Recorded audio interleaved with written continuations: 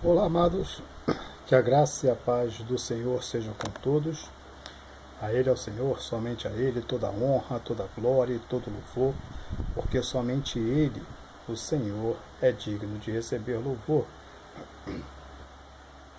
Mateus capítulo 8, versículo 20, tem um versículo muito interessante, né? Fala a respeito do que você já ouviu, mas você pode não ter entendido. No 19, vamos ler. Aproximando-se dele um escriba, disse-lhe: Mestre, onde queres que fores, eu te seguirei.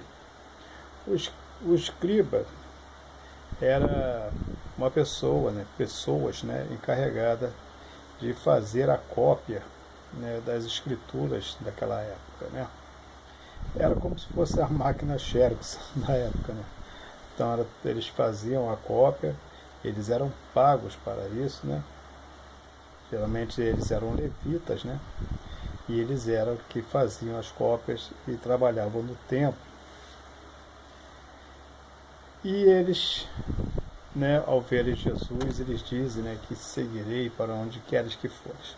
A resposta de Jesus, que é interessante, e Jesus disse: as raposas têm covis, e as aves do céu têm ninhos, mas o Filho do Homem não tem onde reclinar a cabeça.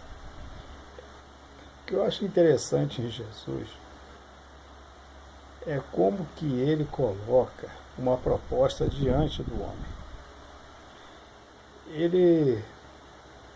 Ele não mexe com a visão do homem. Claro, ele cutuca a carne, mas ele procura colocar a intenção lá no coração do homem. Porque ele vai fazer com que o homem se manifeste a si próprio. Porque a Bíblia diz que nós não conhecemos o nosso coração.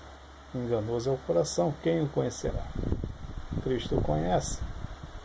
E Cristo sempre agiu assim. Ele poderia dizer: segue-me. Perfeitamente.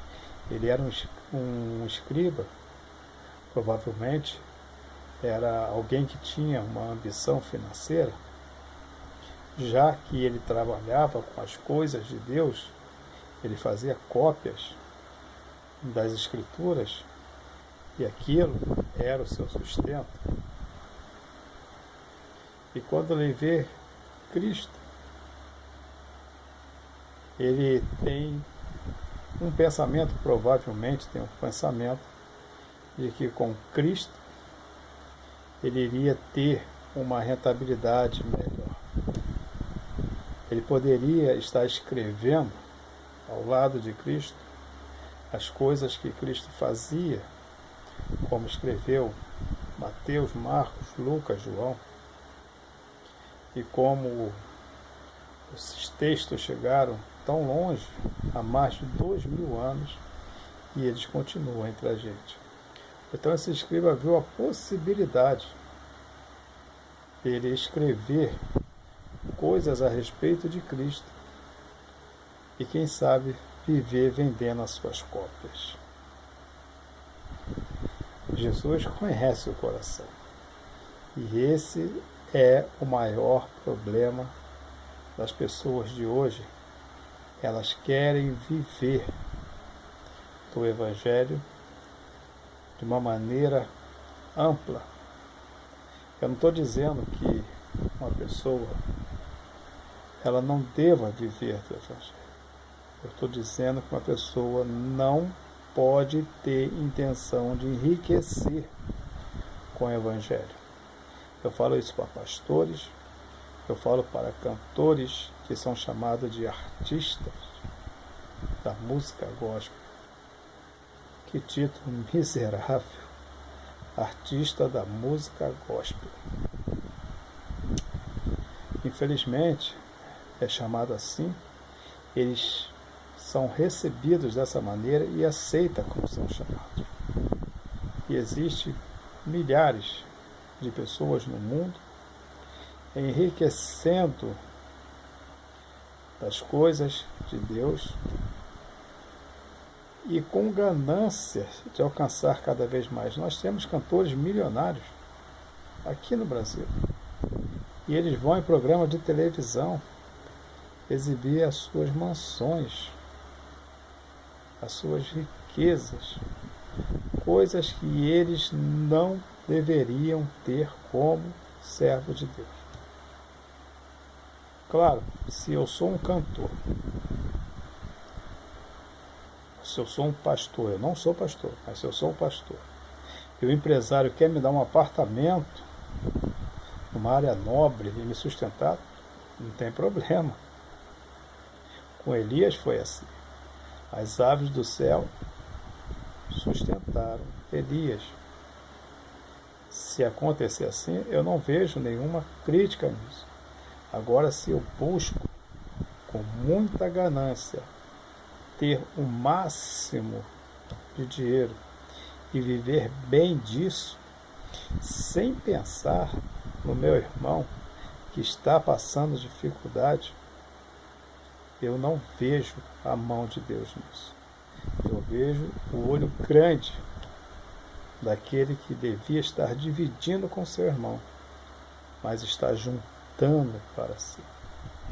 Lembra da parábola do homem que juntava, e quando ele decidiu, que iria descansar, já tinha muito nos seus celeiros. Jesus disse: louco, amanhã te pedirá a alma, e o que tens guardado para quem ficará? Assim é a ganância. Aí Jesus responde: as aves do céu têm covis, e as raposas têm os seus ninhos, Olha só que coisa. Mas o Filho do Homem, ele fala de si próprio, não tem onde reclinar a cabeça. Me diz se tem alguém nesse planeta que faz a obra de Deus com mais excelência do que Jesus Cristo. Não tem. Jesus poderia ser milionário. Satanás ofereceu os reinos todos para ele. Ele não quis, já é dele, ele sabe. Os milagres que Cristo fazia eram milagres, sinais e maravilhas. Não é esses milagres em mucoronga que você vê aí na televisão, de curar pé, curar o dedo, de limpar a conta lá no banco. Não é milagrezinho de que não estava podendo andar e agora está correndo lá no púlpito da igreja. Não era isso. O milagre de Cristo, ele era comprovado. Eram pessoas deficientes que a cidade inteira conhecia desde criança. E de repente esse cara passa andando. Imagine quanto que Jesus poderia cobrar por um milagre. Apenas um. Mas não. Jesus disse: eu não tenho onde colocar a cabeça. Se você quiser me seguir, você vai ser assim, você não vai ter bens materiais. E o rapaz, será que ele foi? Lembra do rico? O que eu faço para ter salvação, para ter a vida eterna? Jesus disse: segue os mandamentos, obedeça teu pai e tua mãe, honra a Deus, não mentirás, não matarás. Eu falo: Senhor, isso tudo eu já faço desde a minha mocidade. Desde a minha mocidade. Aí Jesus, conhecendo o coração, porque Jesus só vai no coração. Ele é a espada de dois gumes que vai lá na divisão da alma. Esse é o sentido da espada de dois gumes. É a divisão da alma. É colocar uma questão entre a alma e o espírito, e também entre a carne. A ganância, Jesus combate ferozmente, vamos dizer assim, a ganância. Ele fala: te falta uma coisa, vende tudo que tem, e dá aos pobres. Então você me siga e você terá um lugar no reino dos céus. Ele não pensou duas vezes. Ele falou: eu prefiro um lugar aqui no reino da terra. Mas eu não quis nem meditar se valia a pena trocar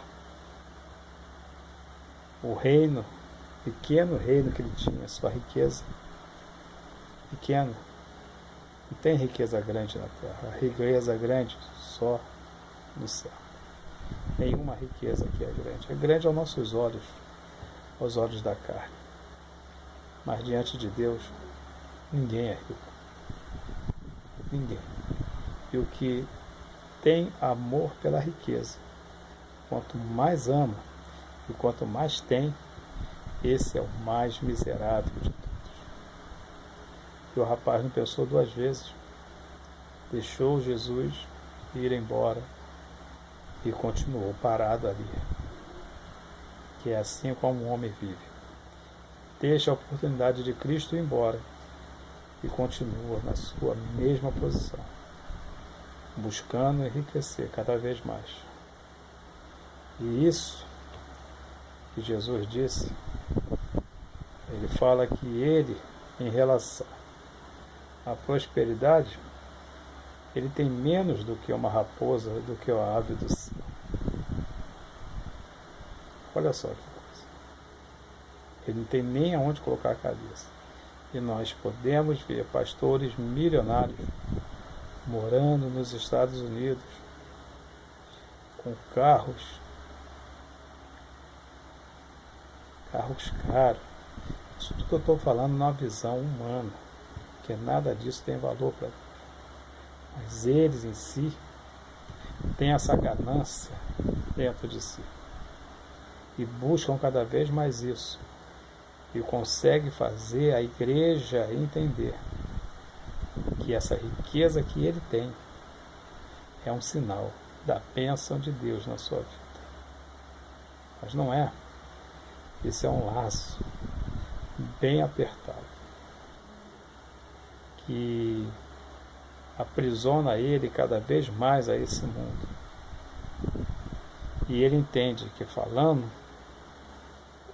de Deus, falando a palavra de Deus, não falando de Deus porque ele não conhece a Deus, ele não fala de Cristo porque ele não conhece a Cristo, ele usa a palavra Deus, a palavra Cristo, ele usa textos da Bíblia, porque sabe que isso lhe traz mais dinheiro. O filho do homem não tem onde reclinar a cabeça. Me mostra no Novo Testamento. O Novo Testamento é para nós. O Antigo Testamento é para Israel. Algumas coisas nós podemos meditar isso para nós.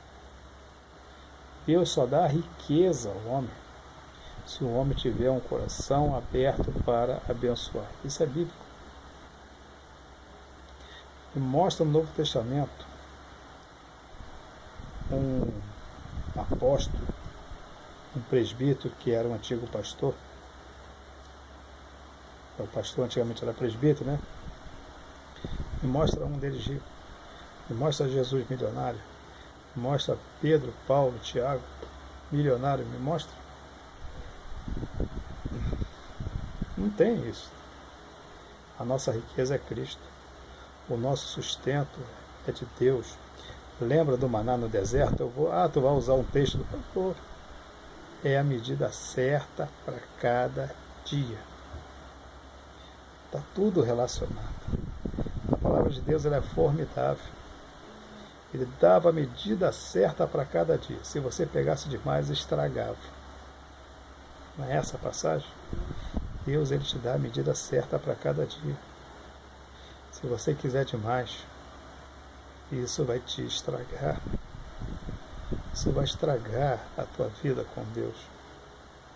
E não vai servir para você se alimentar das bênçãos de Deus. Você consegue entender isso? O Filho do Homem não tem onde reclinar a sua cabeça. Não busque riquezas. Busque a Deus. Busca o reino de Deus em primeiro lugar e o teu sustento. E todas as demais coisas, do que você realmente tiver necessidade, lhe será adicionado. Buscai o reino de Deus em primeiro lugar e a sua justiça, e as demais coisas lhe serão acrescentadas. É isso que Deus quer dizer.